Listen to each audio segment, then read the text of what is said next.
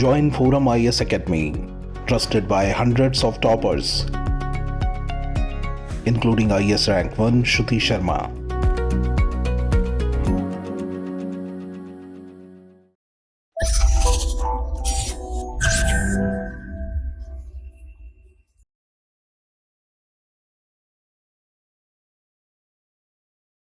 Hello friends, this is Gautam Pandey coming up with the next round of News Simplified. In this video, we will discuss about disqualification of sitting MPs और साथ ही साथ ये भी समझेंगे why the confusion looms over. तो first of all, let's see why it is news.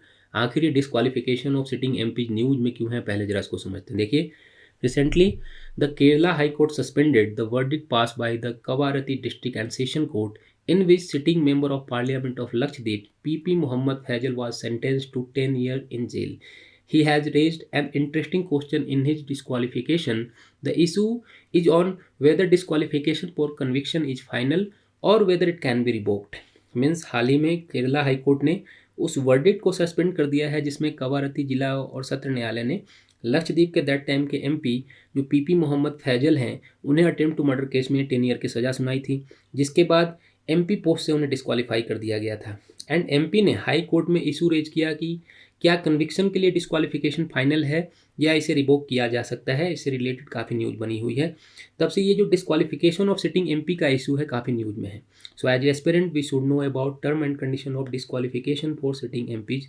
हमें पता होना चाहिए कि करंट एमपी को कैसे अयोग्य ठहराया जा सकता है. तो इस वीडियो में हम फर्स्ट ऑफ ऑल इस न्यूज़ को डिस्कस करेंगे, देखेंगे एग्जैक्टली हुआ क्या है. उसके बाद समझेंगे कि सिटिंग एमपी के डिस्क्वालिफिकेशन के लिए कॉन्स्टिट्यूशन में क्या प्रोविजन किए गए हैं, हमारा कॉन्स्टिट्यूशन क्या कहता है, इससे रिलेटेड बातें उसे हम डिस्कस करेंगे. And lastly we will discuss why the confusion looms over. इस पर भ्रम की स्थिति क्यों बनी हुई है, इसे हम डिस्कस करेंगे. तो आगे बढ़ते हैं. फर्स्ट ऑफ ऑल इस न्यूज़ को डिस्कस करते हैं जिसकी हम बात कर रहे हैं. देखते हैं पहले कि एग्जैक्टली हुआ क्या है. देखिए, अगर बात करें इस न्यूज़ की तो 11 जैन को कवारती सेशन कोर्ट ने लक्षद्वीप के एमपी को अटेम्प्ट टू मर्डर केस में 10 ईयर की इम्प्रिजमेंट की सज़ा सुना दी. इसके बाद क्या हुआ कि 13 जैन को लोकसभा ने, ये जो लक्षद्वीप के एमपी हैं, उन्हें डेट ऑफ कन्विक्शन से एमपी को पार्लियामेंट से डिस्क्वालीफाई कर दिया. मीन्स जब से उन्हें सज़ा दी गई है तब से उन्हें मेंबर ऑफ पार्लियामेंट नहीं माना जाएगा, ऐसा लोकसभा ने फैसला सुनाया. इसके बाद क्या हुआ देखिए कि 18 जनवरी को इलेक्शन कमीशन ऑफ इंडिया ने ये जो पोस्ट खाली हुई इससे रिलेटेड बाई पोल कराने के लिए अनाउंसमेंट कर दिया, उससे रिलेटेड डेट भी जारी कर दी. इसके बाद फाइनली बात आती है 25 जनवरी को, जब एमपी चले गए केरला हाई कोर्ट में और केरला हाई कोर्ट ने ये जो जजमेंट था कवारती सेशन कोर्ट का उस पर स्टे लगा दिया. उसके बाद पूरा का पूरा मामला ही चेंज हो गया. एक साइड क्या हुआ कि लोकसभा ने इन्हें डिस्क्वालीफाई कर दिया है एज एमपी के तौर पर. अदर हैंड जो इन्हें सज़ा सुनाई गई थी, जो कन्विक्शन दिया गया था उन्हें, उस पर केरला हाई कोर्ट ने स्टे लगा दिया. मीन्स सिचुएशन क्या बनी हुई है कि ये जो एमपी है लक्षद्वीप के करंट सिनेरियो में ना ये एमपी ही हैं और ना ही इन्हें कोई सज़ा सुनाई गई है. तब से ये पूरा का पूरा न्यूज़ काफ़ी बना हुआ है. तो first of all disqualification of MP से रिलेटेड कॉन्स्टिट्यूशन में क्या प्रोविजन किए गए हैं, पहले जरा उसको डिस्कस करते हैं. आफ्टर दैट डिस्कस करेंगे कि वाई कन्फ्यूजन लूम ओवर, भ्रम की स्थिति क्यों बनी हुई है, उसे भी आगे डिस्कस करेंगे. देखिए, अगर कॉन्स्टिट्यूशन प्रोविजंस की बात करते हैं तो the provision for disqualification is given in the article 102, ये पॉइंट याद रखिएगा, of the constitution. It specifies that a person shall be disqualified for contesting election and being a member of parliament under certain condition. Means article 102 में सांसदों की अयोग्यता से related provision किए गए हैं.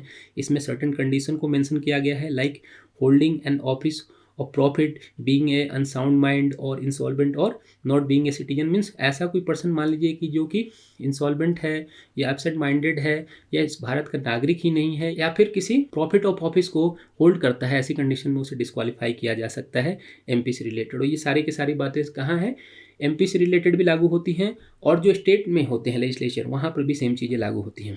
इसके अलावा देखिए, अगर हम बात करते हैं, ये तो पॉइंट हो गया कि यहाँ पर मेंशन किया गया आर्टिकल 102 में.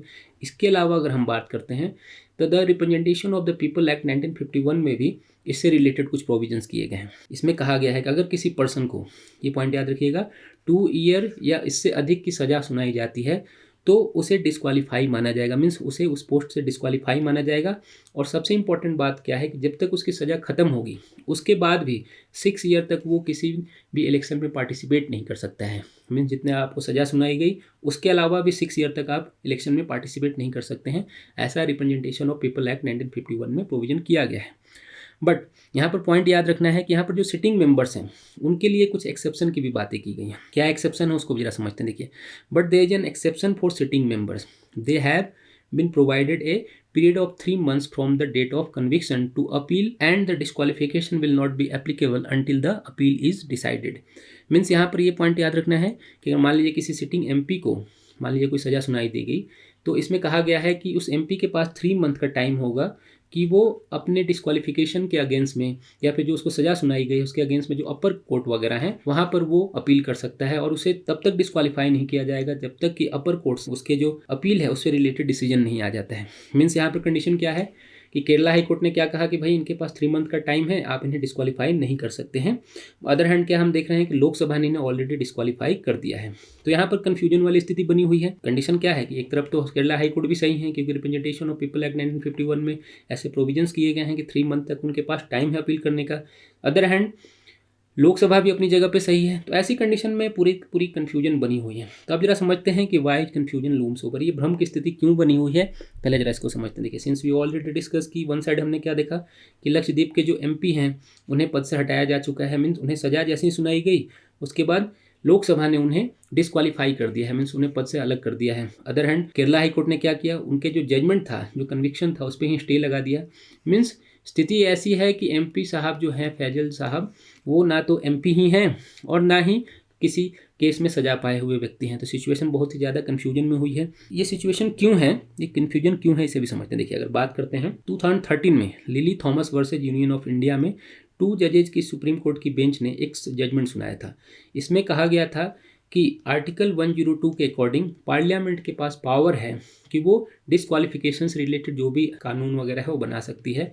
एंड इसी जजमेंट में ये भी कहा गया है कि अगर किसी पर्सन को, जो मेंबर हैं, उन्हें आर्टिकल 102 के अकॉर्डिंग, अगर किसी मेंबर को आर्टिकल 102 के में जो रूल बने हैं उसके अकॉर्डिंग अगर डिस्क्वालीफाई किया जाता है तो इमीडिएट इफेक्ट से वो सीट वैकेंट मानी जाएगी। मीन्स आर्टिकल 101 क्या करता है, वैकेंट सीट से रिलेटेड जो भी प्रोविजंस वहाँ बातें की गई हैं, और इसी को मेंशन करते हुए सुप्रीम कोर्ट ने कहा कि आर्टिकल 102 के अकॉर्डिंग अगर किसी मेंबर को डिस्क्वालीफाई किया जाता है तो उसी टाइम से इमीडिएट इफेक्ट से क्या होगी, ये जो सीट होगी उनकी, ये वैकेंट मानी जाएगी। तो कंडीशन क्या है, इसके अकॉर्डिंग अगर हम बात करते हैं lily Thomas versus union of India case के मामले के अकॉर्डिंग बात करते हैं, जो कवारती कोर्ट के जो फैसले को डिस्क्वालीफाई किया गया है, स्टे लगाया गया है, उस पर एक विवाद बन जाता है। क्योंकि अगर lily Thomas of union versus India की बात करते हैं तो इमीडिएट इफेक्ट से क्या होगा कि लक्षद्वीप का जो एमपी का पोस्ट है, जो सीट है, वो खाली माना जाएगा।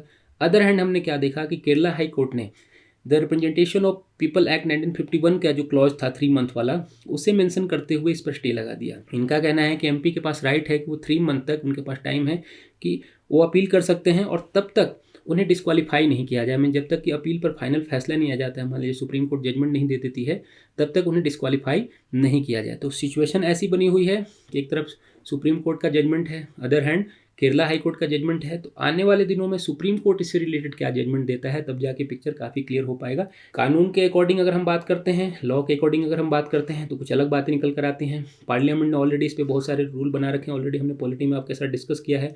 और हाई कोर्ट और सुप्रीम कोर्ट के पास जो पावर है इससे रिलेटेड जो जजमेंट देने का, वो सारी चीज़ें मिलकर एक कन्फ्यूजन वाली कंडीशन क्रिएट कर देती हैं। बट आने वाले दिनों में जैसे ही सुप्रीम कोर्ट इससे रिलेटेड जो भी फैसला सुनाएगा तो एक बार फिर से पिक्चर पूरी तरह से क्लियर हो जाएगा।